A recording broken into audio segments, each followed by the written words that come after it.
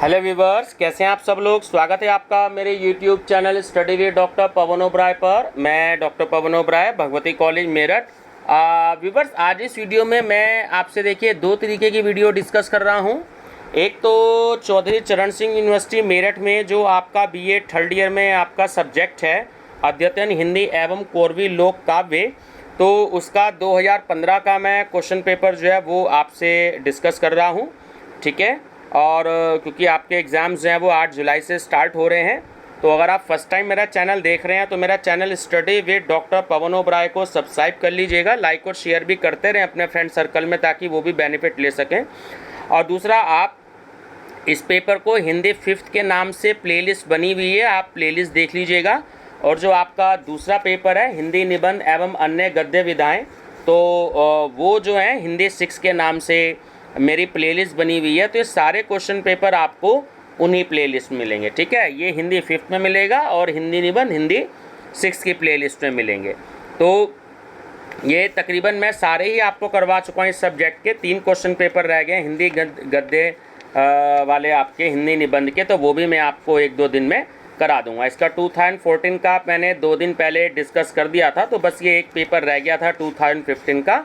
तो इसके 700 क्वेश्चंस मैं आपको दे चुका हूँ। ठीक है, अगर आपने ना देखे हो तो आप देख लीजिएगा। दूसरा, अगर आप बीएड एंट्रेंस की तैयारी कर रहे हैं और अगर आप टीजीटी पीजीटी की भी तैयारी कर रहे हैं, तो उससे रिलेटेड ये क्वेश्चंस आपके लिए बहुत ही ज़्यादा हेल्पफुल रहेंगे, क्योंकि मैं इसको 2 तरीके से अपलोड करूँगा। एक तो ये आपका सीसीएस यूनिवर्सिटी मेरठ के हिसाब से, और दूसरा बीएड एंट्रेंस और टीजीटी पीजीटी, उसमें आपको अनलिमिटेड क्वेश्चंस मिलेंगे।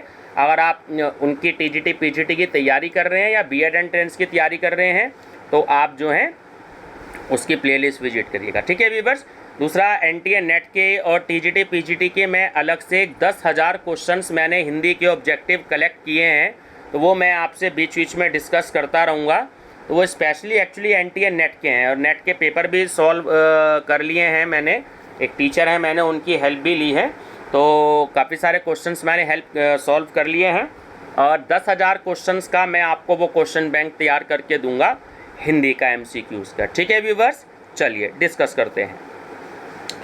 तो नरेश मेहता कृत महाप्रस्थान का प्रकाशन वर्ष बताइए। सन 1974 ईस्वी। कालजयी के रचनाकार का नाम बताइए। भवानी प्रसाद मिश्र। मानवता कृति में संग्रहित भजन किस कवि के हैं? चौधरी पृथ्वी सिंह के। नरेश मेहता ने किस युग में लेखन कार्य मुख्य रूप से प्रारंभ किया? छायावादी काल में। नरेश मेहता किस परिवार से संबंध रखते हैं? गुजराती। कनुप्रिया खंड काव्य किस कवि के कर कमलों द्वारा अनुरंजित है? तो वह है धर्मवीर भारती। तुम भीष्म के लिए पताल का भेद ना कर सकते थे, पर प्रिया का यह हिमपात नहीं भेद सकते। पंक्तियाँ किस काव्य संग्रह से अवतरित हैं? तो ये है महाप्रस्थान से। मानव सबका भला किया कर, यह संसार मुसाफिर खाना। पंक्तियाँ किस कवि की हैं? चौधरी पृथ्वी सिंह की। जच्चो मेरी लड़ना ना जाने री, सांप मार सिरहाने रखा, बिच्छू मार बगल मैरी, जच्चो मेरी लड़ना ना जाने री। उपयुक्त कौरवी लोकगीत लोक में किस अवसर पर गाया जाएगा? तो ये एक्चुअली जो है बच्चे से के जो जन्मदिन है ना, उस पर इसको जो है गाया जाएगा। ठीक है। ब्रह्म राक्षस किस प्रकार विदा हो गया? तम विविर में मरे पक्षी सा। कवि अज्ञेय का पूरा नाम क्या था? वो था सच्चिदानंद वात्सायन अज्ञेय। ठीक है। अज्ञेय को अज्ञेय उपनाम किस आलोचक ने दिया था? जैनेन्द्र ने। हरी बिचली घास दोलती कलगी छरहरी बाजरे की कहकर कवि अज्ञेय ने किसे संबोधित किया है? तो अपनी प्रियतमा को किया है। हिंदी और उर्दू का दो आप कौन कहलाता है? शमशेर बहादुर सिंह। शमशेर बहादुर सिंह किस प्रकार के कवि हैं? रोमानी। शमशेर बहादुर सिंह कृत नया साहित्य का कौन सा अंक सर्वाधिक चर्चित हुआ? निराला अंक। शमशेर बहादुर सिंह की पत्नी का क्या नाम था? धर्म देवी। शमशेर बहादुर सिंह ने भाषा पत्र में किस पद पर कार्य किया? तो ये हैं सह संपादक। ठीक है। शमशेर बहादुर सिंह ने कविता को क्या कहा? बहती धारा।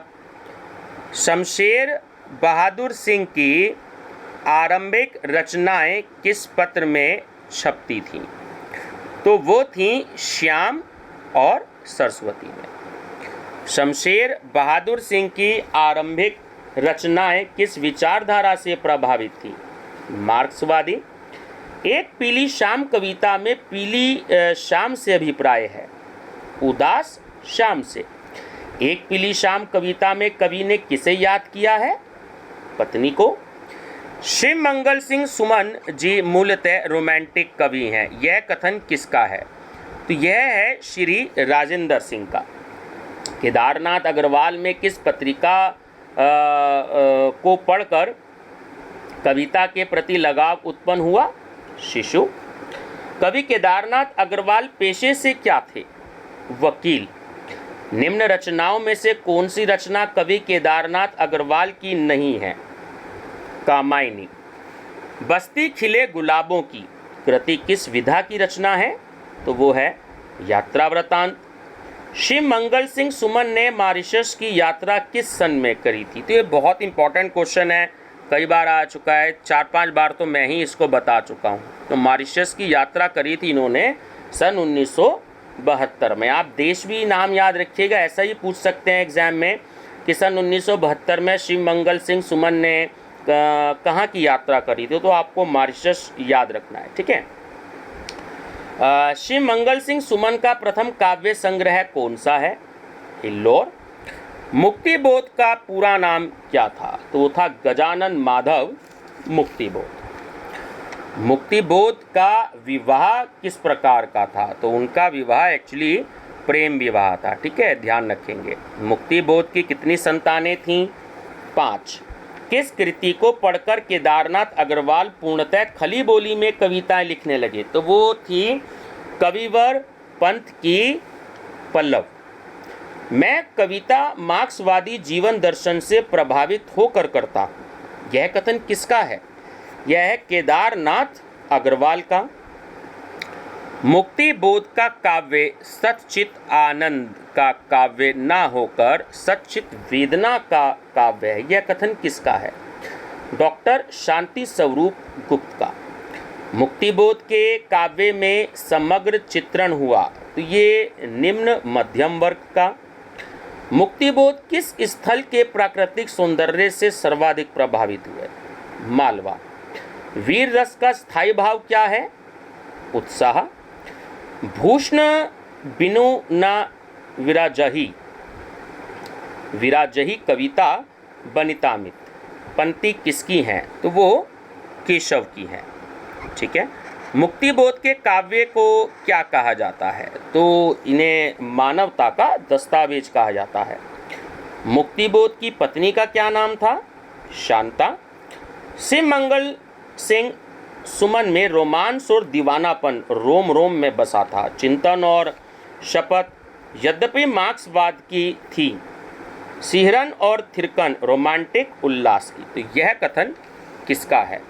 तो यह कथन था डॉक्टर भगवत शरण उपाध्याय का। ठीक है, डॉक्टर भगवत शरण उपाध्याय का। ठीक है। कवि केदारनाथ अग्रवाल की आरंभिक रचनाएं किन पत्रों में प्रकाशित होती थी? तो वो थी हंस और नया साहित्य। अधिकांश विद्वान कवि केदारनाथ अग्रवाल को किस धारा का कवि मानते हैं? प्रगतिवादी धारा। कवि केदारनाथ अग्रवाल को पौरुष का कवि किस आलोचक ने कहा? डॉक्टर रामविलास शर्मा ने। किस कृति को पढ़कर केदारनाथ अग्रवाल खड़ी बोली की ओर आकर्षित हुए? तो वो थी अयोध्या सिंह उपाध्याय हरियोध की कृत प्रियवास। निम्न में से कौन सी कृति कवि नागार्जुन की नहीं है? तो वो है बावरा अहेरी। कमल के फूल कविता किस कवि की है? भवानी प्रसाद मिश्र की। अज्ञे पर सर्वाधिक प्रभाव पड़ा पाश्चात्य विचारक, तो ये इनका पड़ा था टी.एस. इलियट का। ठीक है, टी.एस. इलियट नाम याद रखिएगा। नेक्स्ट है, कितनी नाव में कितनी बार कृति को कौन सा पुरस्कार प्राप्त हुआ? सॉरी, एक क्वेश्चन रह गया बीच का, 51 नंबर। निम्न में से कौन सा उपन्यास अज्ञे का नहीं है? तो वो है गोदान। तो गोदान आप जानते हैं मुंशी प्रेमचंद जी का है। कितनी नाव में कितनी बार कृति को कौन सा पुरस्कार प्राप्त हुआ? तो इन्हें ज्ञानपीठ पुरस्कार मिला। ठीक है। दीप अकेला स्नेह भरा पंक्ति को दे दो में कौन सा अलंकार है? तो यह है मानवीकरण अलंकार। अज्ञेयकृत उधार कविता किस काव्य संग्रह से अवतरित है? तो ये है कितनी नावों में कितनी बार। नदी के द्वीप कविता अज्ञेय के किस काव्य संग्रह से ली गई है? वो है हरी घास पर क्षण भर।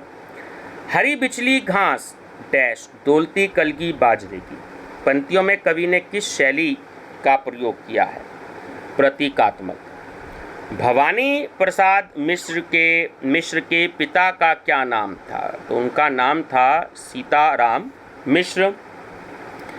भवानी प्रसाद मिश्र ने किस मासिक पत्र का संपादन किया? कल्पना। इच्छा ना होने पर भी पैसों के लिए भवानी प्रसाद मिश्र को गीत क्यों लिखने पड़े? तो वो अपनी बहन के विवाह के लिए।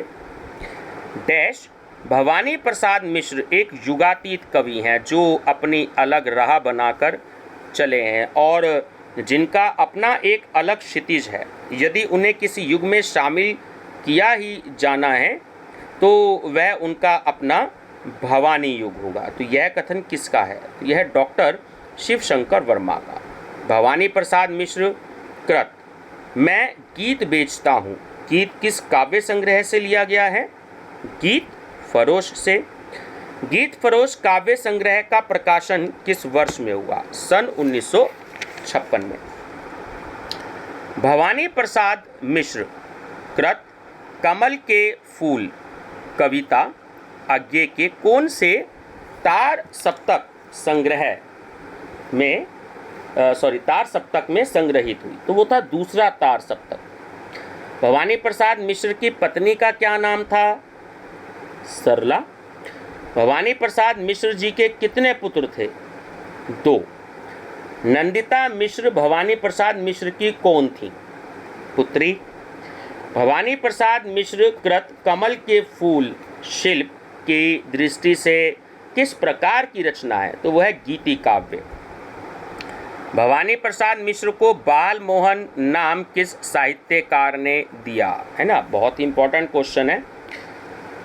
माखनलाल चतुर्वेदी जी ने। चौधरी पृथ्वी सिंह ने किस परिवार में जन्म लिया? जाट तंवर गोत्र। चौधरी पृथ्वी सिंह ने किस विचारक के विचारों का खुलकर प्रचार प्रसार किया? स्वामी दयानंद जी का। चौधरी पृथ्वी सिंह जी का उपनाम क्या था? बेधड़क। भवानी प्रसाद मिश्र की सर्वाधिक प्रसिद्ध या चर्चित रचना कौन सी है? गीत फरोश।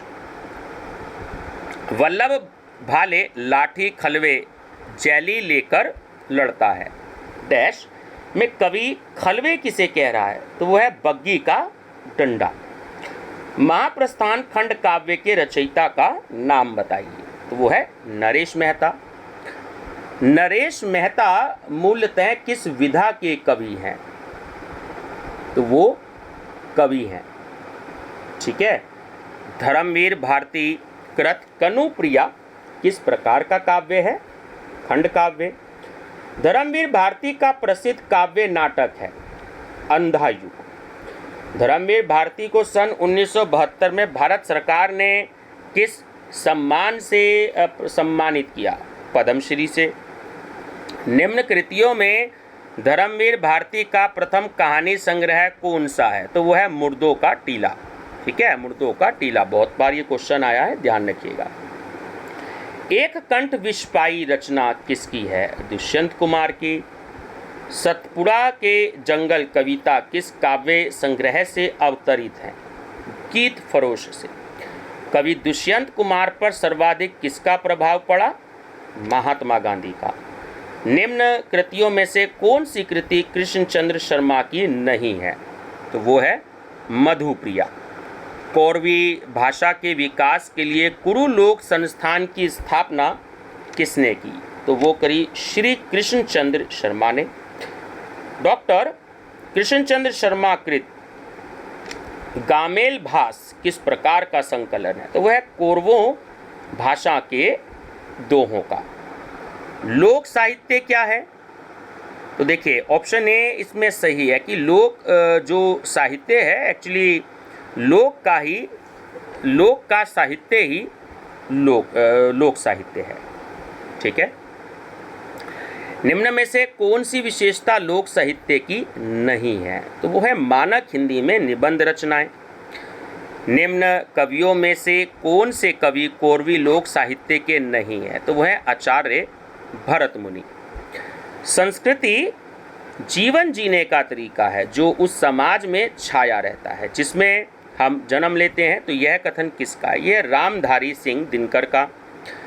कौरव एवं पांडवों की राजधानी थी हस्तिनापुर। कौरवी हिंदी किसके अंतर्गत आती है? पश्चिमी हिंदी। किस भाषा में संयुक्त स्वर के स्थान पर संयोग स्वर होते हैं? वो है कौरवी। शिक्षा का महत्व गीत किस कवि का है? तो वो है कृष्णचंद्र शर्मा का। जमाने भर का कोई इस कदर अपना ना हो जाए कि अपनी जिंदगी खुद आपको बेगाना हो जाए। पंक्तियाँ शमशेर बहादुर सिंह ने किसको समर्पित की हैं? तो मुक्तिबोध जी को समर्पित की हैं। कई दिनों तक चूल्हा रोया चक्की रही उदास, इस कविता का शीर्षक बताइए। बहुत बार क्वेश्चन पूछा गया है ना, ध्यान रखेंगे। अकाल के बाद, सतपुड़ा के घने जंगल, नींद में डूबे हुए से, ऊँघते अनमने जंगल डैश। कविता किस कवि, ये कविता की पंक्तियाँ जो हैं किस कवि की हैं? तो ये हैं भवानी प्रसाद मिश्र की। निम्न पंक्तियों में से कौन से कवि आपके पाठ्यक्रम में सम्मिलित नहीं है? मतलब ये सीसीएस यूनिवर्सिटी से रिलेटेड है, हो सकता है किसी और यूनिवर्सिटी में हो। तो सीसीएस यूनिवर्सिटी मेरठ में जो ये सब्जेक्ट है आपका, तो इसमें महादेवी वर्मा जी इनके पाठ्यक्रम में नहीं है। नरेश मेहता का वास्तविक नाम क्या था? तो वो था पूर्ण शंकर शुक्ल। धर्मवीर भारती ने किस साप्ताहिक पत्र का संपादन किया? धर्मयुग का। निम्न में से कौन सा उपन्यास धर्मवीर भारती का नहीं है? तो वो है बेटों वाली माँ। ठीक है व्यूअर्स, और ये जो है यूनिवर्सिटी की आंसर शीट है, मैं प्रोवाइड करा देता हूँ ताकि जो मैंने आंसर दिए हैं आपको, तो ये यूनिवर्सिटी के आंसर शीट के अकॉर्डिंग है। ठीक है व्यूअर्स, ये आपके बीएड एंट्रेंस टीजीटी पीजीटी के लिए भी बहुत इंपॉर्टेंट क्वेश्चन है। और आपका जो है बीए थर्ड ईयर का जो है ये 700 क्वेश्चन मैं पूरे दे चुका हूँ। तो आप बच्चे मेरी प्लेलिस्ट स्टडी कर लीजिएगा हिंदी 5th, और आपको जैसे ही पता लगे तो आप अपने फ्रेंड सर्कल में ज़रूर बता दीजिएगा, क्योंकि 8 जुलाई से एग्ज़ाम स्टार्ट हैं और आज 1 जुलाई हो चुकी है, ताकि वो लोग भी बेनिफिट ले सकें। ठीक है व्यूअर्स, अगर आपको इसकी पीडीएफ चाहिए तो नीचे जो डिस्क्रिप्शन बॉक्स में मोबाइल नंबर दे रखा है, आप उस पर मेरे को फ़ोन करके आप केवल 10 रुपये जमा करा सकते हैं अकाउंट में। ठीक है, तो आप जो है आपको 1 साल की, यानी कि यही वाला पेपर चाहिए आपको, तो आपको आपके मोबाइल नंबर पर व्हाट्सएप कर दिया जाएगा। ठीक है व्यूअर्स, तो एक पेपर के केवल 10 रुपीज़ चार्जेज हैं। ठीक है व्यूअर्स, थैंक यू।